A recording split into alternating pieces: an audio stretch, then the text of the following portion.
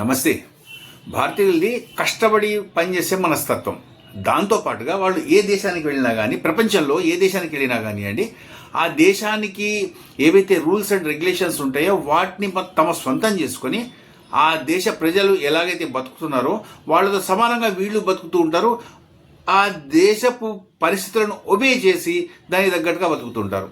Plus కష్టపడే మనస్తత్వం ఉండడంతో ఆ దేశము యొక్క ఆర్థిక ప్రగతికి వీళ్ళు ఎంతగానో దోహదపడుతుంటారు.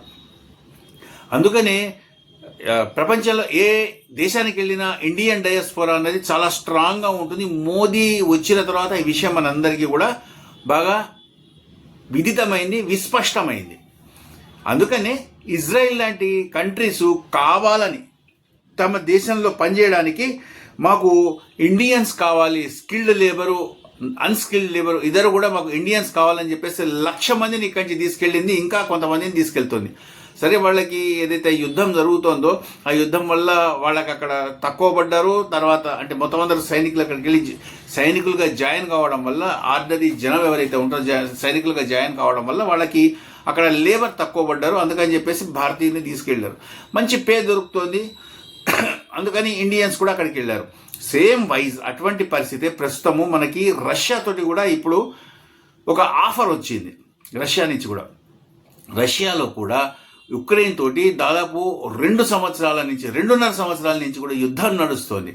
అందుకని మొత్తం అక్కడ యువకులు కానివ్వండి, మధ్య వయస్కులు కానివ్వండి, అందరూ కూడా యుద్ధంలో పాల్గొనడానికి, అంటే ప్రత్యక్ష యుద్ధంలో కానివ్వండి లేదా ప్రాక్సీ వారు వెనకాల ఉండి చేస్తారో ఆ యుద్ధాన్ని కానీ, మొత్తానికైతే ఇక్కడి నుంచి అందరూ వెళ్ళిపోవడం వల్ల అక్కడ లేబర్ తక్కువ పడ్డది. ఆ లేబర్ కోసం అని చెప్పేసి భారత్ వైపు రష్యా చూస్తోంది. ఈ సంవత్సరం ఎండింగ్ కల్లా దాదాపు 10 లక్షల్లోంచి 2 లక్షల మందిని రష్యాకి పిలిపించుకొని వాళ్ళని రకరకాల అవసరాలకి తగ్గట్టుగా వాళ్ళని ఉపయోగించుకోవాలని చూస్తోంది అనమాట.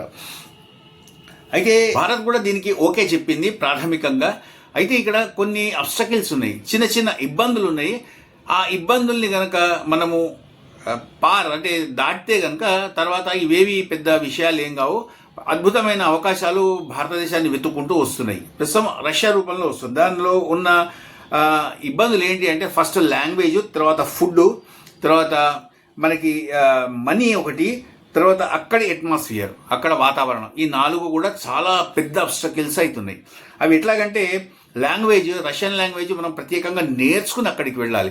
అంతే తప్పించి అక్కడ లాంగ్వేజ్ మామూలుగా ఇంగ్లీష్లోనో లేకపోతే ఇంకో భాషలోనో మాట్లాడతామంటే కుదరదు. అక్కడ రష్యన్ లాంగ్వేజ్, లోకల్స్ అందరికి కూడా రష్యన్ లాంగ్వేజ్ తప్పించి వేరే లాంగ్వేజ్ అసలు రాదు. ఆ లాంగ్వేజ్ మాత్రమే నేర్చుకోవాలి. రెండోది అక్కడ ఫుడ్ అక్కడ టిపికల్గా ఉంటుంది. వాళ్ళ ఫుడ్ మన ఫుడ్ లాగా ఉండదు. అక్కడికి వెళ్ళి ఈ ఫుడ్ని మన ఫుడ్ని అక్కడ ఆశించడం అనేది కొంచెం కష్టతరమైన విధానము. అందుకని మనము దానికి అలవాటు పడాలా, లేకపోతే మనకి ఏదన్నా గుర్తించి మనకి ఏమన్నా ఫుడ్ వాళ్ళు ఇవ్వగలుగుతారా అన్నది ఒకటి ఎదురుపడుతున్న ప్రశ్న. మూడోది వాతావరణం చలిగా ఉంటుంది. సైబీరియా లాంటి ఏరియాస్కి వెళ్తే అక్కడ -70 degrees వరకు కూడా వెళ్తుంది చలి. మామూలుగా అయితే -20-22 అట్లా కూడా వెళ్తుంది. అంత చలిని భారతీయులు భరించలేరు. ఎంత చల్లటి ప్రదేశం నుంచి అక్కడికి వెళ్ళినా కానీ అంత చలిని భారతీయులు అయితే భరించలేరు అనమాట. అందుకోసం అని చెప్పేసి వాళ్ళకి ఏమన్నా అంటే ఎక్విప్మెంట్, చల్లిని తట్టుకునే ఎక్విప్మెంట్ ఏమైనా ఇస్తారా, లేకపోతే దానికి ముందర ఏమైనా ట్రైనింగ్ ఇస్తారని చూడాలి. అన్నిటికన్నా మెయిన్ ముఖ్యమైనది, ఇంత కష్టపడి అక్కడికి వెళ్తున్న దేనికోసం అంటే డబ్బు సంపాదించడం కోసం. డబ్బు సంపాదనకి వెళ్తే అక్కడ రూబుల్ వాల్యూ చాలా తక్కువగా ఉంది. రూబుల్ వాల్యూ ఎంత ఉంది? ప్రస్తుతపు వాల్యూ ప్రకారం చూస్తే ₹1.25, ₹1.30 కన్నా ఎక్కువ లేదు. అంత తక్కువ అమౌంట్స్కి అక్కడికి వెళ్ళి ఇబ్బంది పడాల్సిన అవసరం ఏముంది? ఇప్పుడు మనకి దుబాయ్ కానివ్వండి, లేకపోతే యూఏఈ కానీ ఇటువంటి ఏరియాస్కి వెళ్ళాము, లేకపోతే అమెరికాకి వెళ్ళాము, లేకపోతే యూరోపియన్ కంట్రీస్కి వెళ్ళాము, ఇక్కడెక్కడికి వెళ్ళినా కానివ్వండి, న్యూజిలాండ్, ఆస్ట్రేలియా ఎక్కడికి వెళ్ళినా కానివ్వండి, అక్కడ మనకు వచ్చే డబ్బులు ఇక్కడికి వచ్చిన తర్వాత ఇండియాకి తీసుకొస్తే ఒక పర్టికులర్ అమౌంట్, మంచి అమౌంట్ కనిపిస్తుంది. ఇక్కడ ఇన్వెస్ట్ చేయొచ్చు, లేకపోతే ఇక్కడ వాళ్ళకి కావాల్సిన అవసరాలు ఇక్కడ తీర్చుకోవచ్చు. ఎందుకోసమైతే తల్లిదండ్రిని కుటుంబాలని వదిలేసి అక్కడికి వెళ్తున్నారో ఆ జనాలు, ఆ వెళ్తున్న పర్పస్ అక్కడికి వెళ్తే సాల్వ్ అవుతోంది. మరి ఆ పర్పస్ ఇక్కడ సాల్వ్ అవుతుందా అంటే ప్రస్తుతం అయితే లేదు. దానికోసం ఏం చేస్తారు? తర్వాత ఇంకొకటి పేమెంట్స్ ఏ రకంగా చేస్తారు? డబ్బులతో రూపాయలతో చేస్తారు. రూపాయలతో ఎందుకు చేస్తారు అంటే ఇప్పటి వరకు అక్కడ మనం ఆయిల్ ఏదైతే కొంటున్నామో ఆయిల్ని మొత్తం అంతా కూడా ఇండియన్ రూపీస్లో చెల్లించి మాత్రమే కొనుక్కుంటున్నాం. ఆ డబ్బుల్ని తిరిగి వాపస్ ఇండియాకి అంటే ఇండియన్స్ ఎవరైతే వెళ్తున్నారో వాళ్ళందరికీ జీతంగా ఇస్తారా అంటే అది కుదిరే ఛాన్సెస్ తక్కువ. ఎందుకంటే అటువంటి డబ్బులన్నీ మనం ఎవరికి ఇస్తున్నాము? ప్రైవేట్ కంపెనీస్ ఉంటే కంపెనీకి ఇస్తున్నాం, గవర్నమెంట్కి ఇవ్వట్లేదు.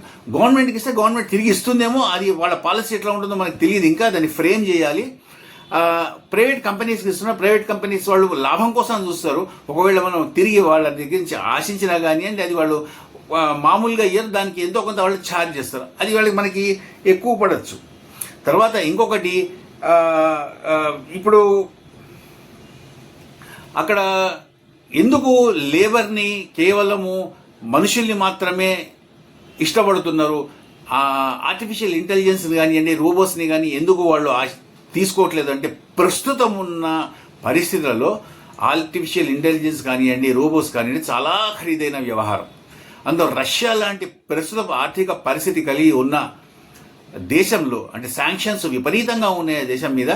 అటువంటి దేశంలో ఆర్టిఫిషియల్ ఇంటెలిజెన్స్ ఏఐని కానీ రోబోట్స్ని కానీ తీసుకెళ్లి వాటిని మెయింటైన్ చేయడం అనేది చాలా చాలా కష్టమైన వ్యవహారం.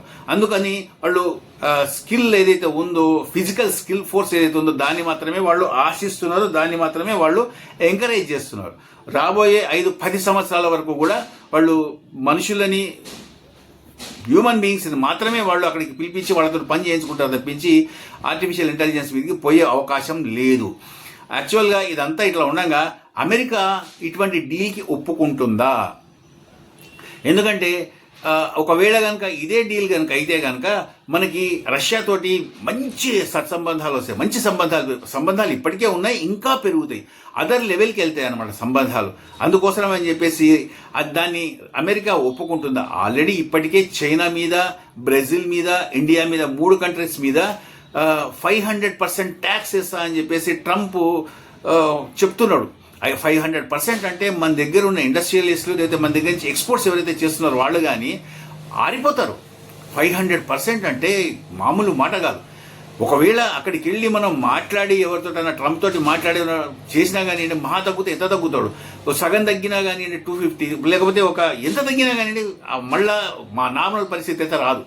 దీన్ని మోదీ ప్రభుత్వం ఎట్లా తీసుకుంటుంది, ఏం చేస్తుంది అనేది మనము గమనించాలి. ఇంకొకటి, 500% ఇండియా మీదనే ట్యాక్స్ ఎంత ఎందుకు వేయాల్సి వస్తుంది? బ్రెజిల్ మీద వేశారు, చైనా మీద వేశారు అంటే అవి పోటీగా వస్తున్నాయి అనుకోవచ్చు. కానీ మోదీని లేకపోతే హిందూయిజంని లేకపోతే భారతదేశాన్ని ఎంతో ప్రేమించి, మోదీ నా బెస్ట్ ఫ్రెండ్ అని చెప్పుకుంటాడు. హిందూయిజంని నేను ప్రేమిస్తున్నాను, నాకు ఎంతో ఇష్టం అని చెప్తాడు. మరి ఇటువంటి హిందూయిజం మీద, ఇటువంటి మోదీ మీద ఎందుకు అంత కోపం వచ్చింది? ఎందువల్ల అట్లా చేయాల్సి వస్తుంది అంటే దానికి ట్రంప్కు ఉండాల్సిన కారణాలు ట్రంప్కు ఉన్నాయి. సరే, ట్రంప్ని ఎట్లా హ్యాండిల్ చేస్తారు ఏంటి అన్నది అది ఫర్దర్గా అది క్వశ్చన్ అవుతుంది. అఫ్కోర్స్ ఇదంతా ఒక ట్రాక్ కాగా ట్రంప్ని ఒక్కడిని ఎట్లా హ్యాండిల్ చేయాలి, అమెరికాని ఏ రకంగా హ్యాండిల్ చేయాలి అదే ఒక ట్రాక్ అవుతుంది. ఈ ట్రాక్ని ఎంత జాగ్రత్తగా మనం తోసుకుంటూ ముందరికి వెళ్ళాలో దీన్ని కూడా అంతే తోసుకుంటూ ముందరికి వెళ్ళాలి, అంతే జాగ్రత్తగా దీన్ని కూడా హ్యాండిల్ చేయాలి. అయితే ఏది ఎటు వచ్చినా కానీ ప్రస్తుతము భారతదేశానికి ఇది ఒక మంచి అవకాశము. భారతదేశంలో ఉన్న నిరుద్యోగులకు కానివ్వండి, స్కిల్డ్ పర్సన్స్ కానివ్వండి, ఒక అద్భుతమైన అవకాశము. దీన్ని సఫలం చేసుకోవడానికి రష్యాకు కూడా ఇంతే అవసరం ఉన్నారు జనాలు, ఎంతో అవసరం ఉన్నారు జనాలు. అక్కడ జనాలే లేరు. అక్కడ ఒక సిటీని నిర్మించాలి అంటే, ఒక నగరాన్ని నిర్మించాలి అంటే 10 లక్షల మంది అసలు సరిపోరు. అక్కడ డెన్సిటీ అంటే సాంద్రత చూస్తే మనుషులు ఒక స్క్వేర్ కిలోమీటర్ ఒక ఏరియాలో మనుషులను చూస్తే దాదాపు ఇప్పుడు మాస్కో లాంటి ఏరియా తీసుకుంటే మాస్కోలో 5,000 మంది మాత్రమే ఉన్నారు ఒక స్క్వేర్ కిలోమీటర్కి. ఎంత తక్కువ చూడండి. అక్కడ ఒక మనిషి మనకి ఏరి వేసినట్టుగా కనిపిస్తారు. అదే మనము ఇంకా జాగ్రత్తగా చూస్తే హైదరాబాద్తో పోల్చి చూద్దాం. హైదరాబాద్లో ఒక స్క్వేర్ కిలోమీటర్కి 18,000 మంది ఉంటారు. డెన్సిటీ చిక్కగా ఉంటారు, ఇక్కడ చాలా చిక్కగా ఉంటారు. ఎందుకంటే మన దగ్గర జనం ఎక్కువ, పాపులేషన్ ఎక్కువ, దానివల్ల ఇక్కడ ఈ రకంగా ఉంటుంది. అక్కడ పాపులేషన్ తక్కువ. అందుకనే అక్కడ ప్రభుత్వము ప్రజల్ని కోరుతుంది పిల్లల్ని ఎక్కువ మంది కనండి అని చెప్పేసి. అక్కడ ఏం చేస్తున్నారు, ఒకళ్ళని కంటారు, లేదా పిల్లలు వద్దు అని చెప్తున్నారు. మొన్న ఆల్రెడీ ఒక వీడియో చేయడం జరిగింది. డింక్ ఏదైతే పరిస్థితి ఉందో దాన్ని ఎక్కువ వాళ్ళు ఇష్టపడుతున్నారు, అదర్వైజ్ వాళ్ళకి పిల్లలే వద్దనుకుంటున్నారు. ఇటువంటి పరిస్థితులలో భారతదేశం లాంటి డెన్సిటీ ఎక్కువ ఉన్న దేశానికి ఇటువంటి అవకాశం రావడము నిజంగా ఒక సువర్ణ అవకాశం.